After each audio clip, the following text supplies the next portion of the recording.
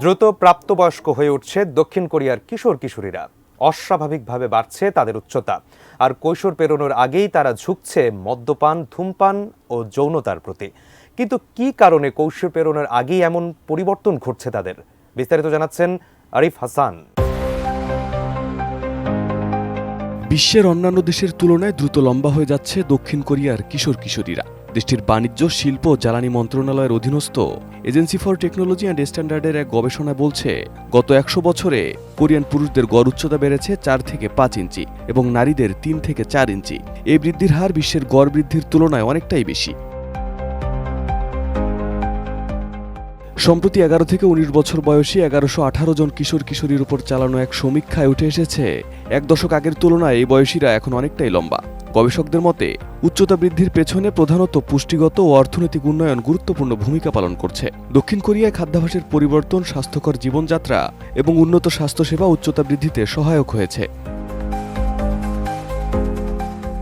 এক শতাব্দী আগে দক্ষিণ কোরিয়ার নারীদের গড় উচ্চতা ছিল ৪ ফুট ৭ ইঞ্চি, যেখানে আমেরিকান নারীদের গড় উচ্চতা ছিল ৫ ফুট ২ ইঞ্চি।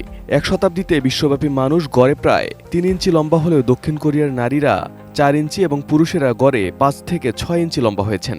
সঠিক প্যাড আর সঠিক তথ্য দিয়ে কেশু সামলে নিব এক হয়ে। Monalisa sanitary napkin. উচ্চতা বৃদ্ধির পাশাপাশি দক্ষিণ কোরিয়ার কিশোর কিশোরীদের মধ্যে আগেভাগে পরিণত হয়ে ওঠার প্রবণতাও লক্ষ্য করা যাচ্ছে।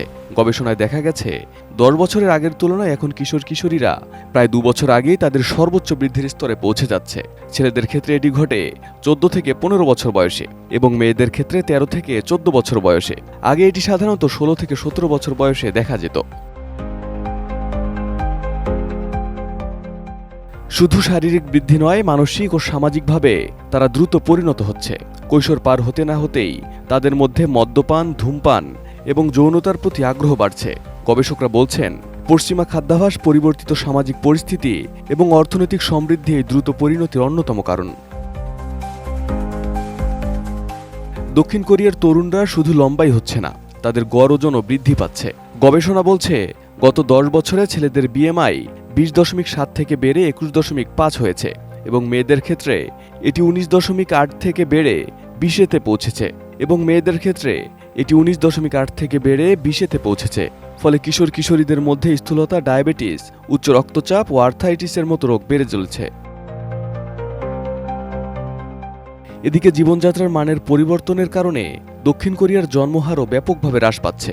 বিশ্লেষকরা বলছেন, জন্মহারের নিম্নমুখী প্রবণতা অব্যাহত থাকলে শতাব্দীর শেষ নাগাদ দক্ষিণ কোরিয়ার জনসংখ্যা ১/৩ সংকুচিত হয়ে যেতে পারে।